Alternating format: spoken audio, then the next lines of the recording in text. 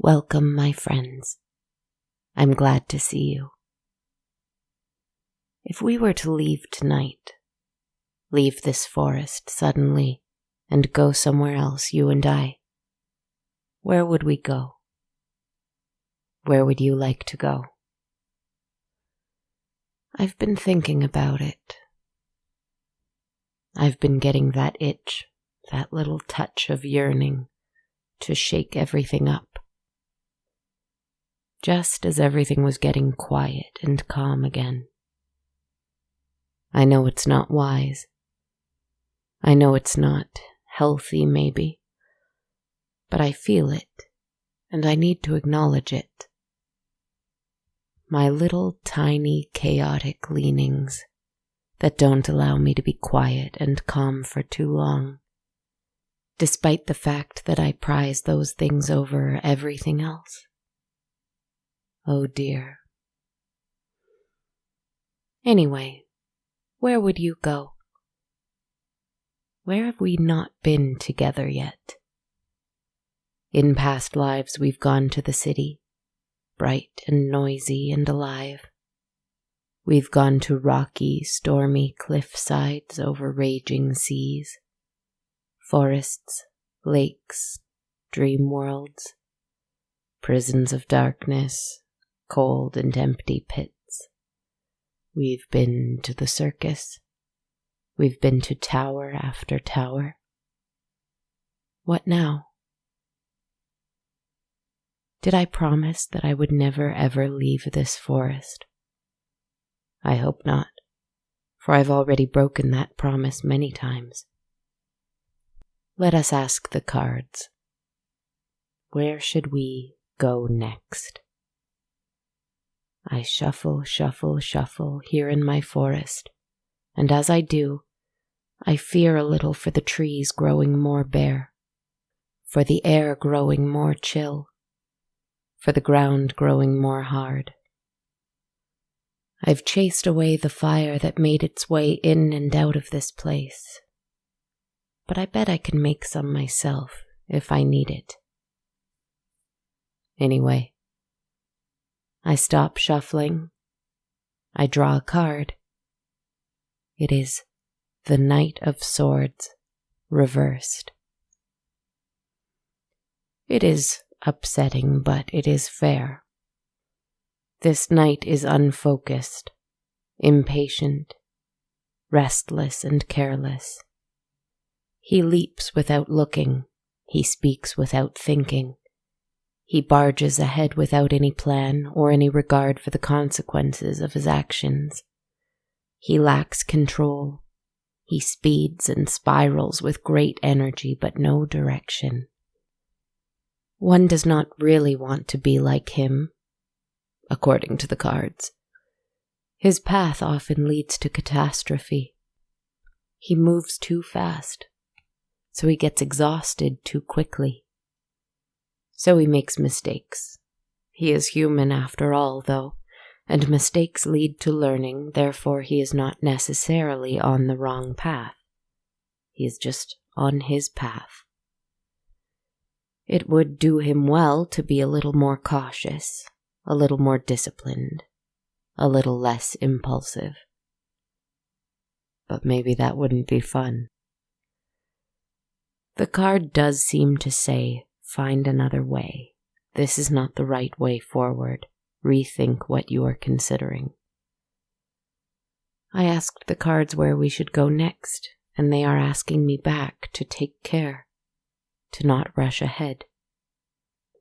I don't think they want me to leave. I feel like someone's watching me.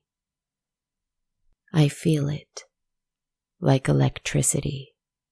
Something I never experience here in this place full of nature and spirit and little else, skittering across the surface of my skin, my surprisingly and increasingly human skin, which is feeling the cold all the more acutely now that I mention it.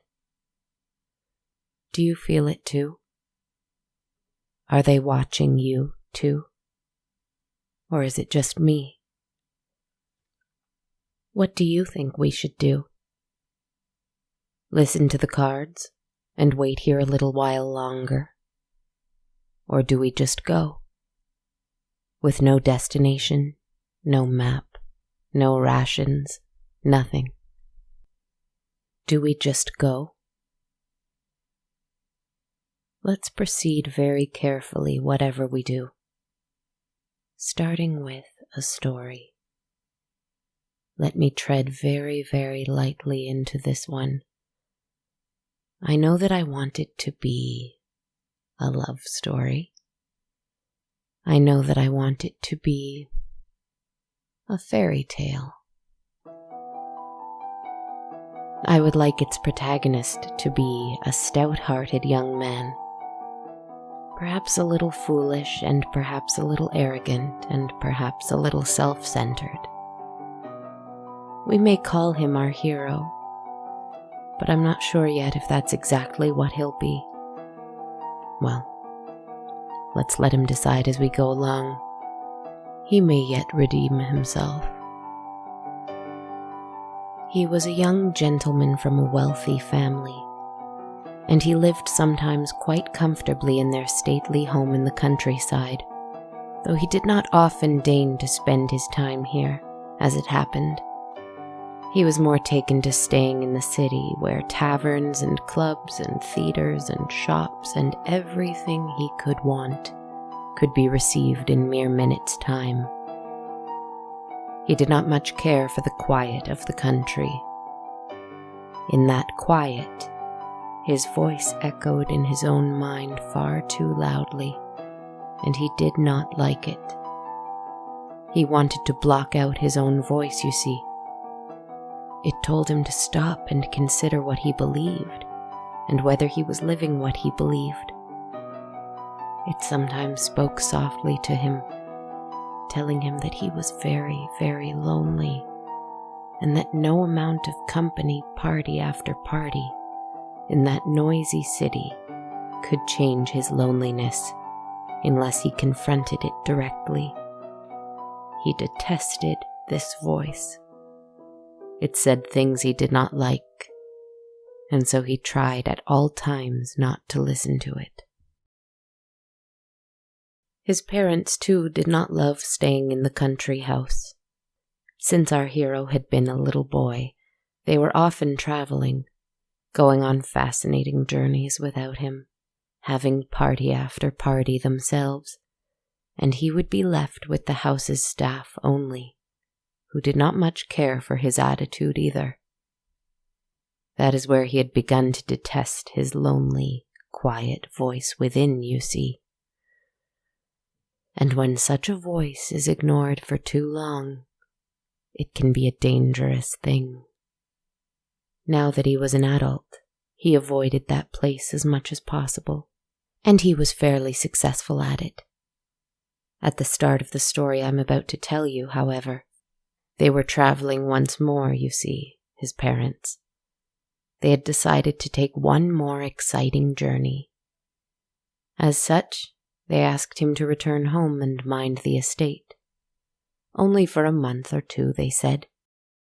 An eternity to him in the quiet timelessness of that place. Not without protest and complaint, he gave in and came home. The first night was the worst. The staff was minimal. Only the housekeeper, a maid or two, and a groundskeeper, though the place was so large he rarely ever saw them anyway. His breakfast was always laid out hours before he even came down the stairs, and his dinner was ready for him at the same time every evening. His bed was always made whenever he returned to his room for the night. His clothes were cleaned and folded and left for him by his room every afternoon. The place still worked like a well-oiled machine, and it seems the staff still did everything in their power to avoid him, as they'd done when he was a misbehaving, impertinent child. They did not like him. Fine, he did not like them either. Though, to be fair, he didn't like anyone. He didn't like himself, most of all. It's funny how these things feed on themselves.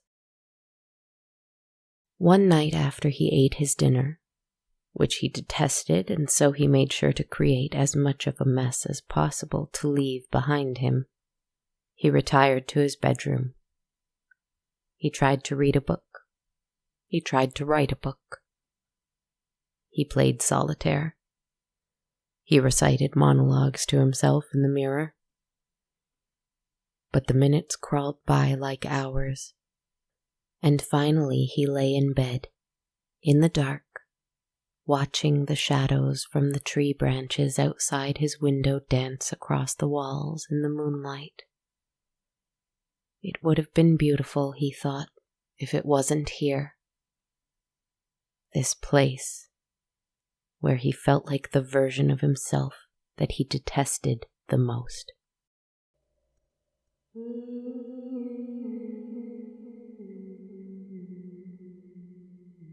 He heard a voice outside of his window then.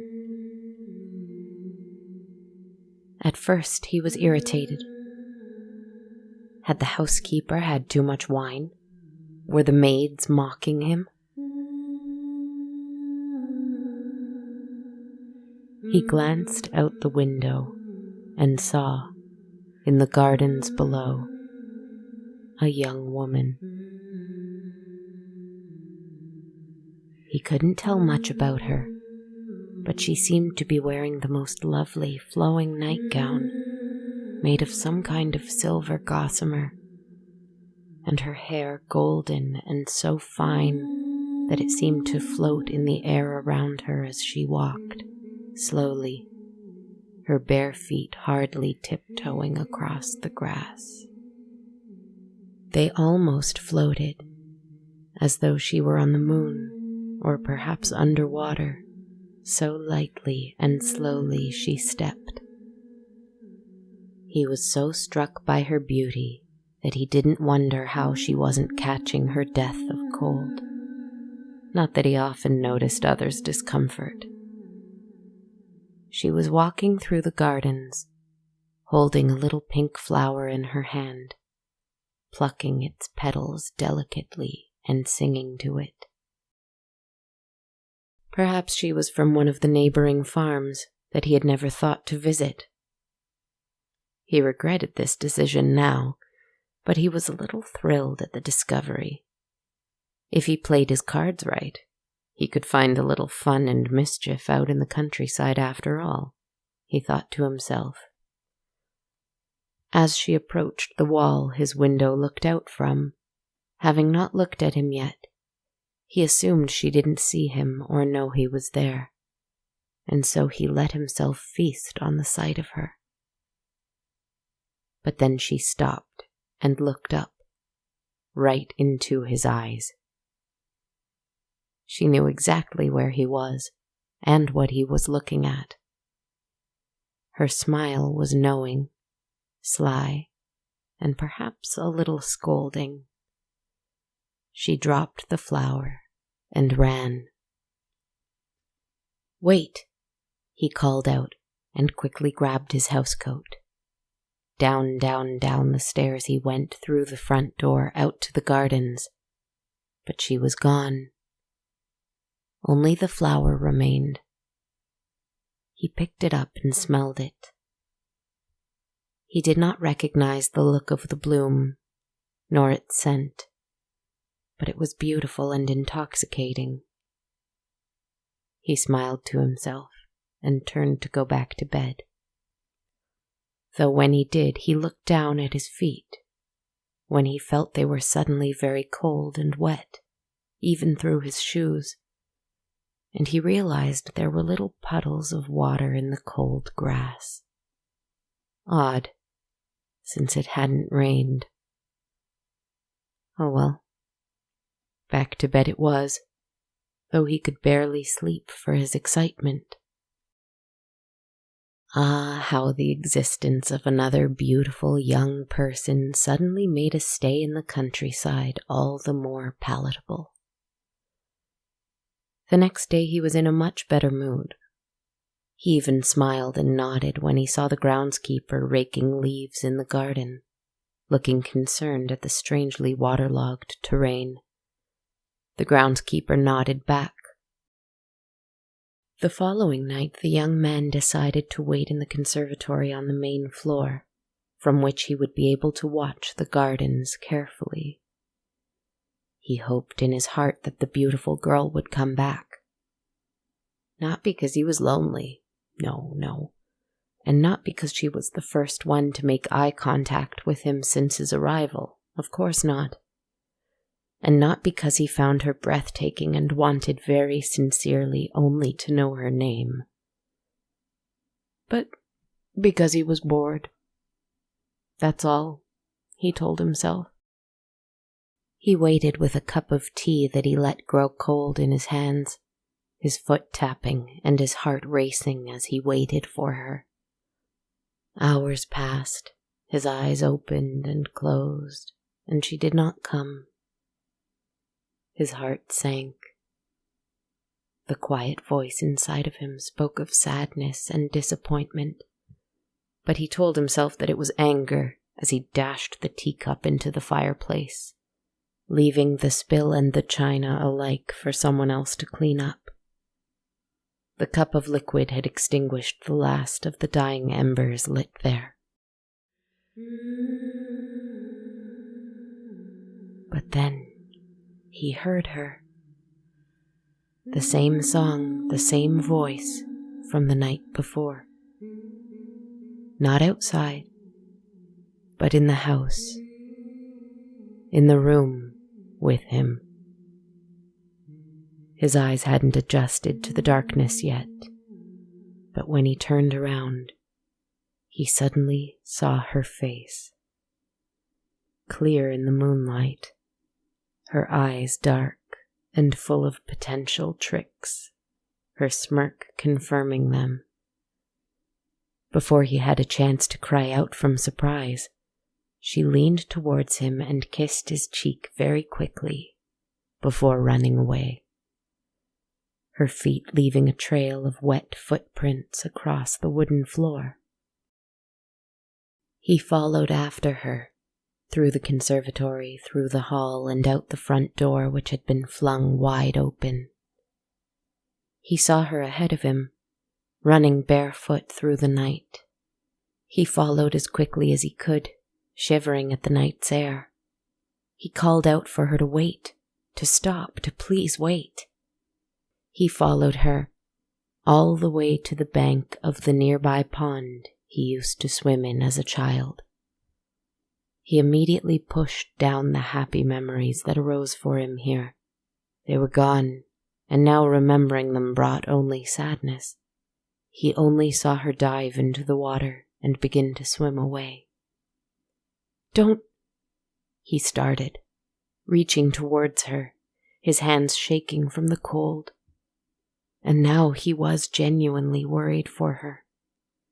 She had begun as a conquest for him, but now he felt like a child again, and that perhaps she was the only one who would play with him. She was his last hope for joy here. "Don't swim away and freeze, please," the sad little voice inside him said, and he agreed with it. But she was gone, and he cried at the bankside, sure that she'd met her doom. How could he tell anyone what he had seen? Who would believe him? Perhaps she was real, but if she was real, she was dead. If she was not real, then certainly she must be a phantom, and then she must still be dead. Either way, she must be dead. Either way, he mourned her. Days went by and he didn't see her again. There were no puddles in the garden, no wet footprints inside the house. Whatever she was gone. He was beside himself with grief and shock. He was silent and grey, but too much so to be his usual discourteous self. He cleaned up after himself. He never scoffed at the maids when he happened to see them, and they noticed. they noticed his tear-stained face. The housekeeper even gently came to him and asked if he was unwell and if there was anything else she could do for him. He politely declined. All he wanted to do was walk the garden and the bankside. As it grew dark one evening, and he still found himself pacing the edge of the pond, the groundskeeper came to him and asked him, too, if he was well. The gentleman did not reply, but asked suddenly, "Tell me about this pond. Do any of the neighbors from the farms around here swim here at this time of year?" The groundskeeper grew pale. "I would not swim here, sir, for any price. Not even in the summertime, least of all now." He stared out at the water and continued, "This place is haunted." The young man let a few tears fall from his eyes. Dead, indeed, he thought, and imagined the poor girl, the lovely young woman who he had almost let himself believe was a new friend, if nothing else. The only friend this place had ever brought him. The groundskeeper walked him back home, kindly placing an arm around the humbled young man. He went to bed that night. He did not watch the garden. He did not look out the window. He went into a dark, lonely, dreamless sleep.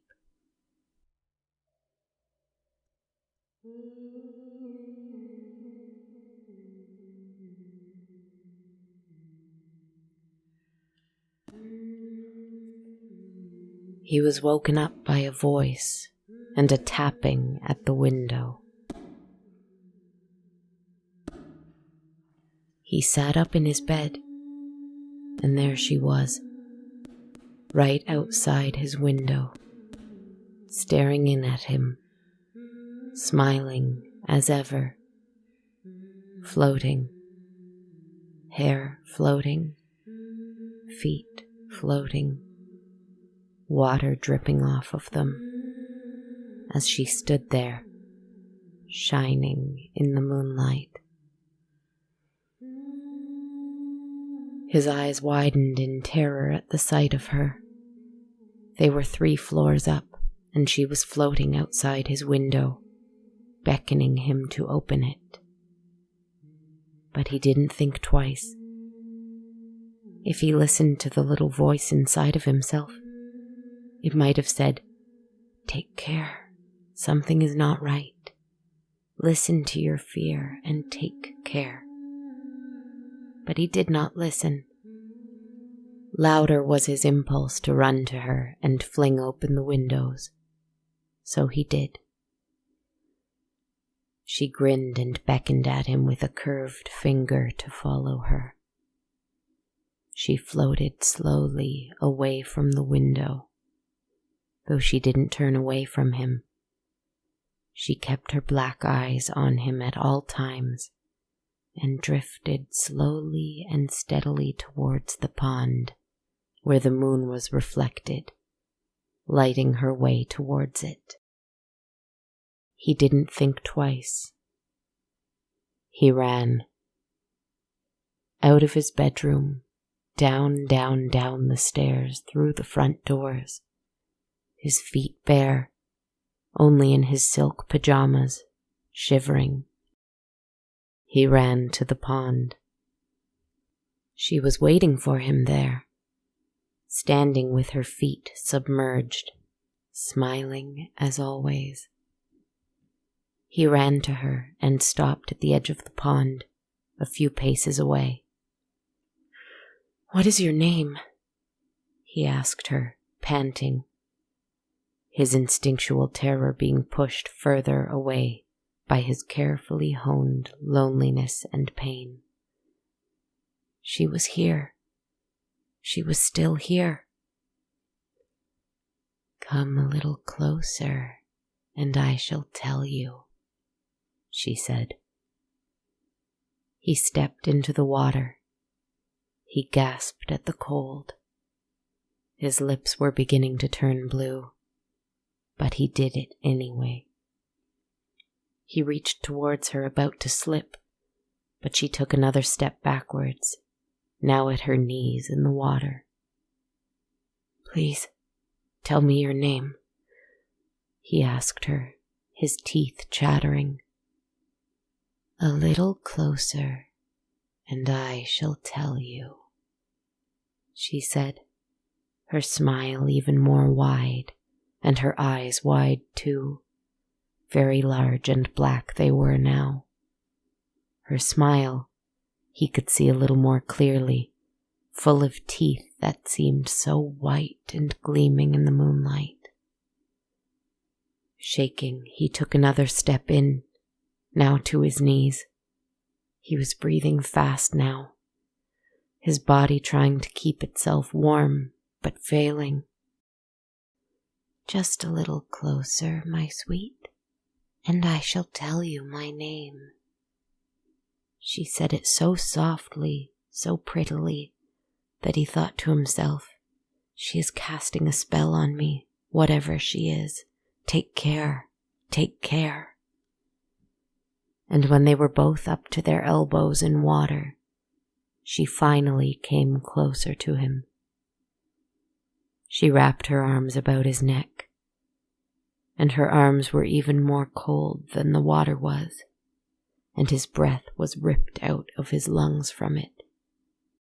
She leaned in close to him, her eyes now all black, her teeth full of sharp, pointed fangs. Her skin he could see now, shimmering, as though covered in silver scales. Her face seemed hungry, gleefully hungry, and full of mischief, as he had been when he'd first laid eyes on her. Conquest. "I have no name.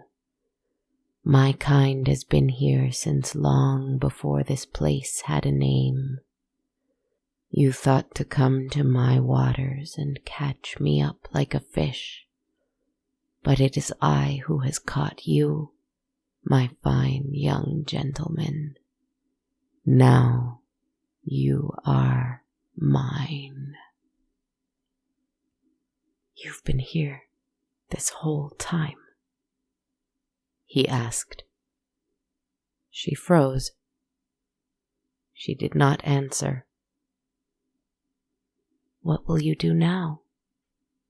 the little lonely voice inside of her cold heart told her. She did not usually like listening to this voice.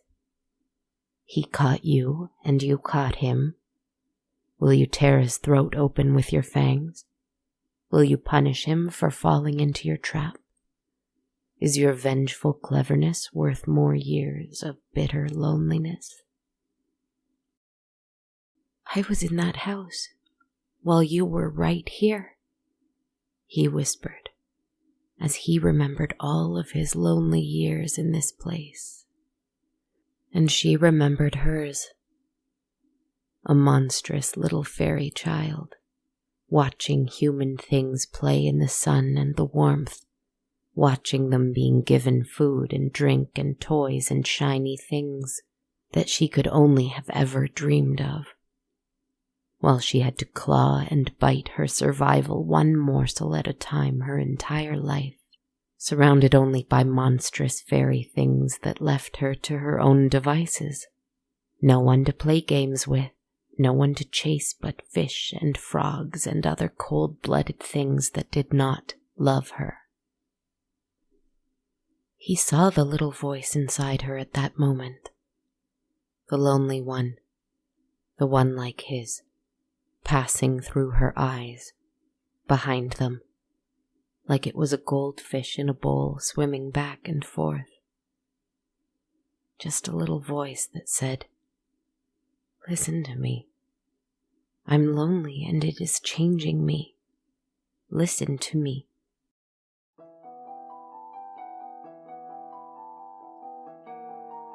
And he did not feel any differently. He did not want to conquer her. He did not want to catch her. And he did not want to flee from her. He very slowly enough that she could move away if she wanted, arms open as if to ask permission as he did it, wrapped his arms around her, too. If he could have said anything, he would have said, "I am here." But his teeth were gnashing too violently against each other. It was too cold for him, but he did not let her go. She was confused at the gesture. Fairies know how to play games and trick humans, but emotion, openness, honesty is something they are unpracticed in. Just like with humans. Exactly like with humans.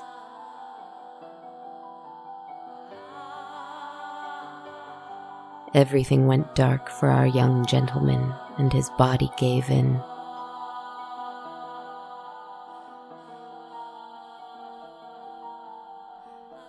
The next morning, the housekeeper found him in bed, pale and cold and shivering, but alive. He was clutching a pink flower in his hand that he refused to let go of. His recovery was swift, much to everyone's surprise given how cold he was when they found him. And days later, wrapped in a housecoat, a blanket, warm socks and slippers, and carrying 2 cups of tea in his hands, he sat in the conservatory, staring out at the garden, his eyes closing as the sun set and the fire died. And when he heard a familiar sound,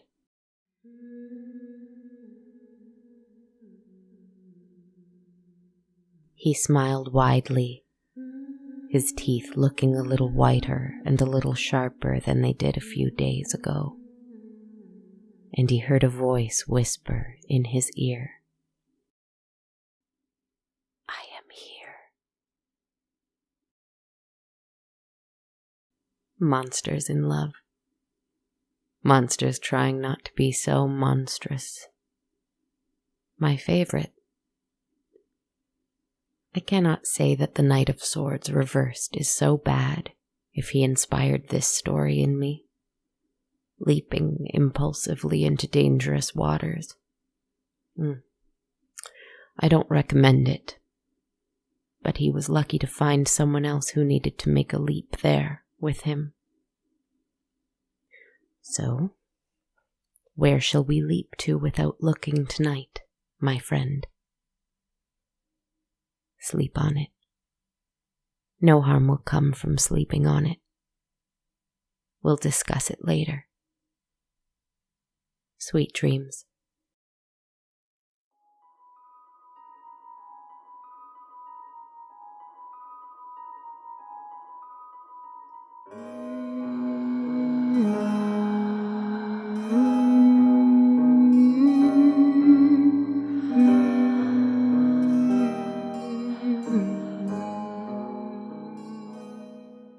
Hello everybody, and thank you so much for joining me this week for episode 171 of On a Dark Cold Night. Kristen Zaza here, and if you don't know me, I'm the narrator, writer, composer, producer, podcaster behind the show.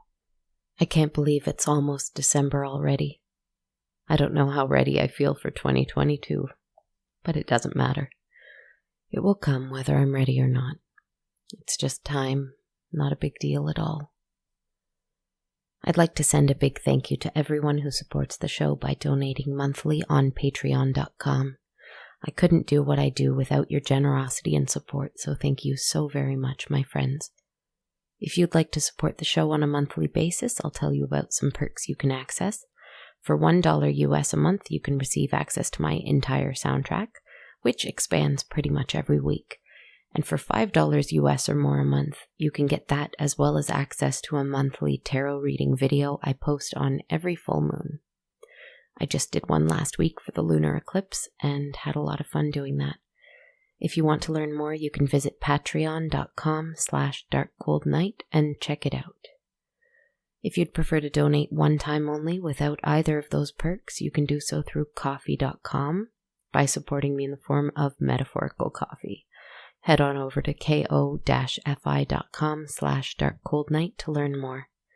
And finally, we have t-shirts and hoodies for purchase at bonfire.com/on-a-dark-cold-night. I'm still doing some brainstorming about more merch. I know I sort of pressed pause on that when things got a little hectic over here, but I promise I am still working on that. Catching up on a few things lately, but I'm getting there. If you'd like to help out in a super supportive way that costs nothing, you can leave a rating and a review for On a Dark Cold Night on iTunes. I'd really appreciate that too. You can also follow me on social media. I'm on Twitter at A Dark Cold Night, Instagram at Dark Cold Night Podcast, on my Facebook and YouTube pages just called On a Dark Cold Night, and on TikTok at Kristen Zaza, KristenZaza. Thank you so much for being here with me this week. Still not sure where I'm going next, but I'll try to do it with a calm mind and an open heart, and hopefully only a modicum of healthy caution. Sweet dreams, my friends. Be well, and talk soon.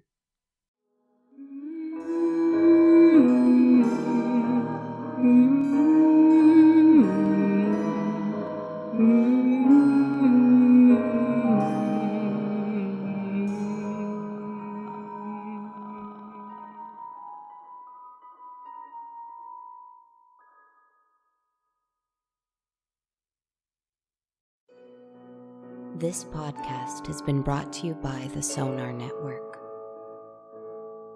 Sonar.